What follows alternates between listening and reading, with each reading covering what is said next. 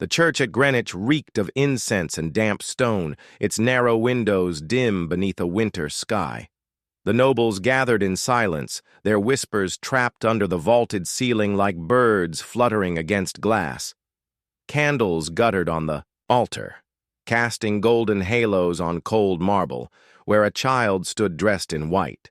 She was barely 12, her pale hands trembling as jeweled gloves slipped over her fingers. Her name was Catherine of Calais, and though she could scarcely read, the Latin prayers whispered around her, she understood well enough what was happening. A queen's circlet, too large for her narrow brow, pressed into her scalp as they crowned her betrothed. Edward, Duke of Rothesay, a boy of 15, whose eyes darted nervously between his bride and the men who controlled him. This union binds our realms, intoned Bishop Wells, voice echoing through the hushed nave. England's future rests upon it. God's will be done. But Catherine's father did not look at her. Lord Simon de Valcourt kept his gaze fixed on the gold, chalice in his hands, knowing the match would line his coffers with English coin. The girl's mother, long dead, could not protest. No voice rose to shield her from this bargain sealed in whispered oaths and inked treaties. The vows passed her lips like ice. Edward's fingers gripped hers briefly, cold and clammy, then dropped, as if ashamed to touch her. The nobles cheered softly, perfunctory and hollow, while soldiers stamped their feet in salute. Yet in the shadows near the back of the church stood another figure, cloaked in black, whose presence was neither invited nor acknowledged. A woman, veiled and motionless, watching with eyes Catherine could not see but felt burning through her thin silk gown. As the service ended and bells tolled, the girl glanced over her shoulder, but the figure had vanished, leaving only a faint trace of roses in the cold air. That night, as snow fell over London and the Thames froze along its edges, Catherine was led to her new chambers in the tower. Servants whispered prayers, avoiding her gaze. The child bride stared at the tapestries, stitched with scenes of battles and martyrdoms, shivering though a great fire roared in the hearth. In a voice too soft for anyone but her nurse to hear, Catherine asked, "Does it hurt to be a queen?" The nurse, an old woman with kind eyes, hesitated. "It hurts more to stop being one, my lady." Catherine's heart beat faster, though she did not understand why. Outside, the wind wailed through the arrow slits like lost souls crying. Somewhere far below, a prisoner screamed once, a sound quickly silenced. When the door closed and Catherine lay alone beneath heavy furs, she smelled roses again. A woman's voice whispered from the darkness near the curtained bed. "They have sold you, child, but the debt will be paid in blood." Weeks passed, marked by lessons in English etiquette and courtly deception. Catherine was dressed in brocade, too heavy for her slender frame. Her hair pulled so tightly it ached. At feasts, she sat beside Edward, who spoke little, his eyes haunted. The boy prince's tutors watched him as hawks watch a trembling hare. It became clear that Edward was not her protector, but another prisoner of politics. His uncle, Lord Somerset, whispered behind Arras and controlled every royal decision. Catherine saw him smile when she faltered in her Latin greetings, saw his cold glance weigh her worth like coin in a banker's hand. "Obey, child," her father wrote in stiff, clipped letters. "Remember our name." But her letters home went unanswered. Strange things haunted her nights. Footsteps in empty corridors. A shadow at her bed curtains. Once, she woke to find a single rose laid across her pillow, its petals black as soot.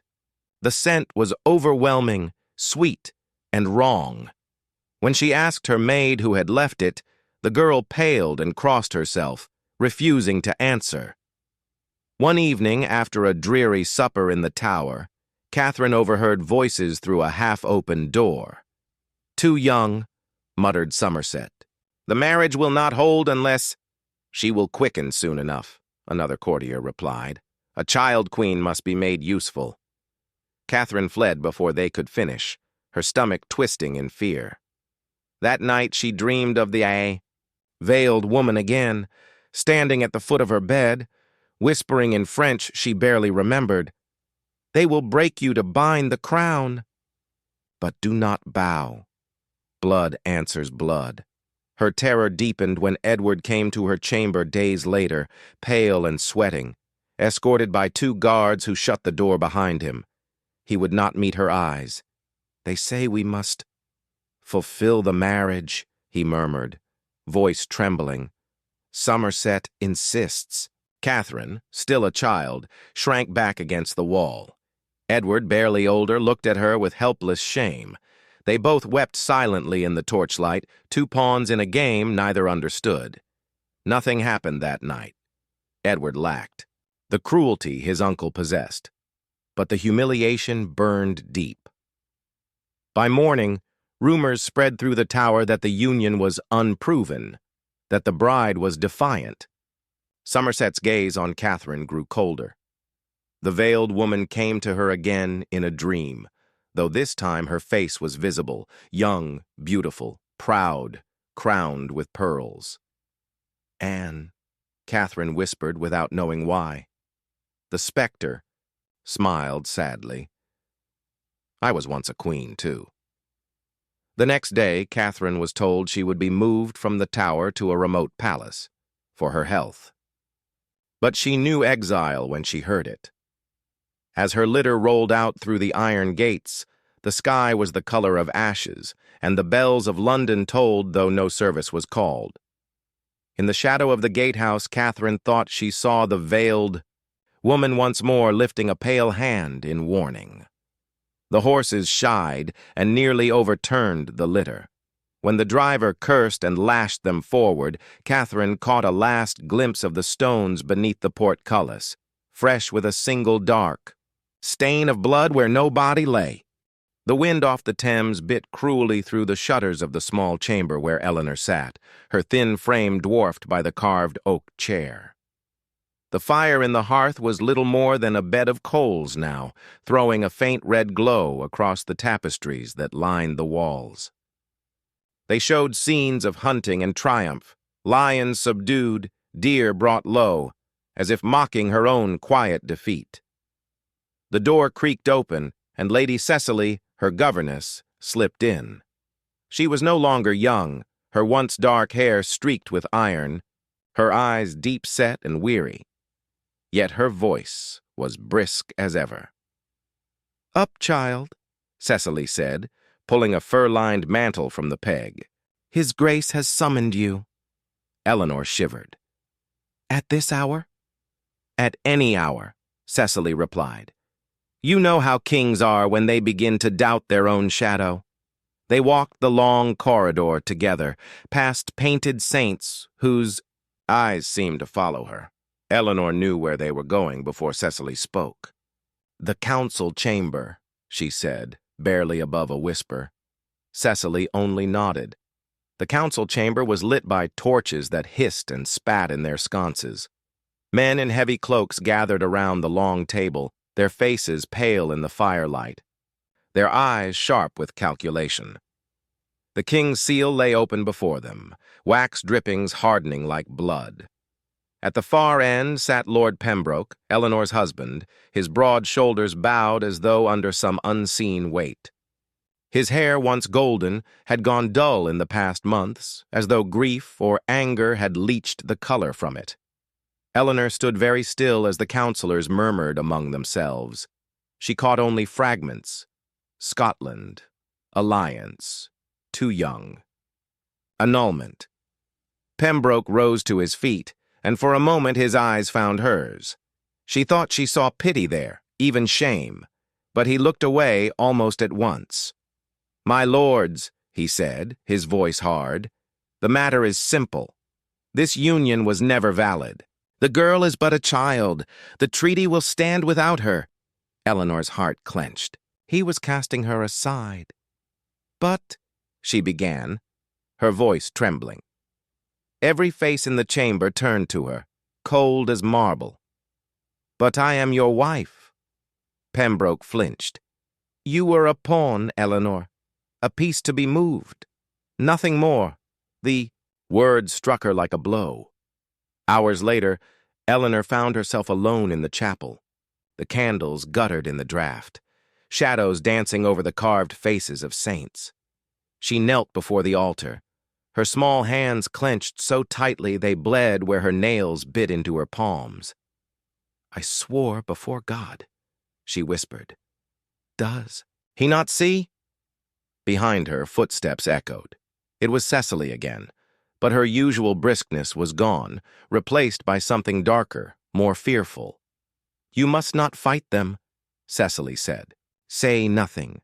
Let them strip the title from you. Let them call you maiden again. It is safer." "Safer?" Eleanor's voice broke. "To be shamed? To be forgotten?"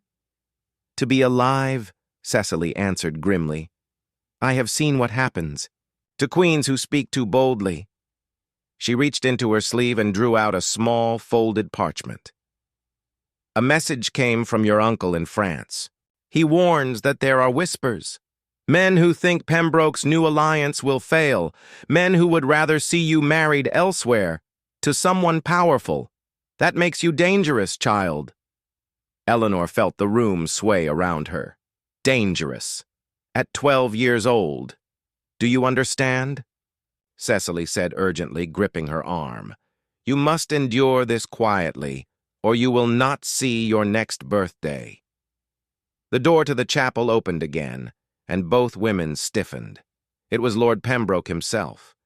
His eyes swept the room, cold and hollow, though his lips curved in something that might have been regret. "Leave us," he told Cecily. The governess hesitated, then bowed and left. Pembroke stepped closer, the sound of his boots echoing off the stone. "Eleanor," he said softly, "forgive me. I did not choose this." "You spoke against me," she whispered, his mouth twisted. "If I had not, they would have accused you of treason. And then—" He trailed off, staring at the crucifix above the altar. "They will send you away soon, to a convent perhaps. It is safer there." "But I am your wife," she said again, almost pleading. He closed his eyes. Not anymore.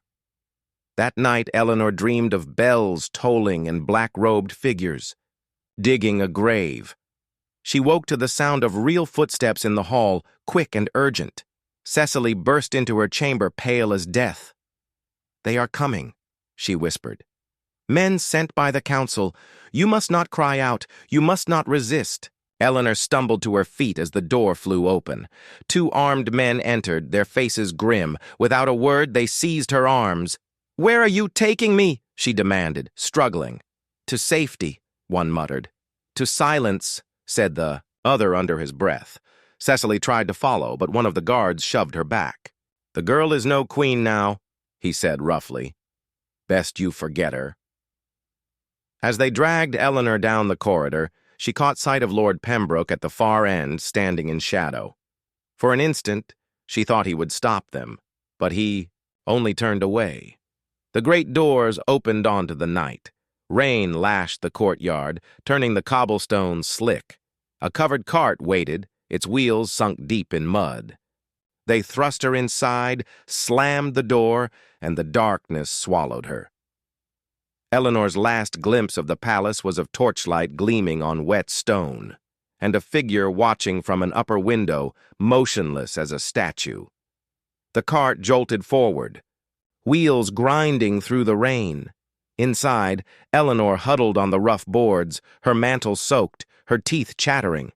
She whispered to herself, "I will not be forgotten. I will not." Outside, the thunder rolled over London. Somewhere in the darkness, a bell tolled, slow and heavy, as if marking the death of something she could not yet name. When the cart finally stopped, the door opened onto an unfamiliar courtyard. A tall man in a black cloak stood waiting, his face hidden in the shadow of his hood. "Is this the girl?" he asked. "Yes, my lord," one of the guards said. The man stepped forward, taking Eleanor's chin in his gloved hand. His grip was cold, his voice colder still.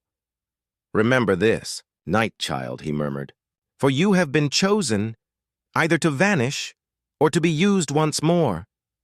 He nodded to the guards. "Take her inside. The king must never know where she's gone." Eleanor's heart pounded as the doors shut behind her, sealing her in the darkness. Somewhere deep in the old stone halls, she thought she heard chanting, and a door being bolted from the outside. The shadowed man whispered to someone unseen. "The pawn still breathes, but not for long, unless she learns to serve." In silence,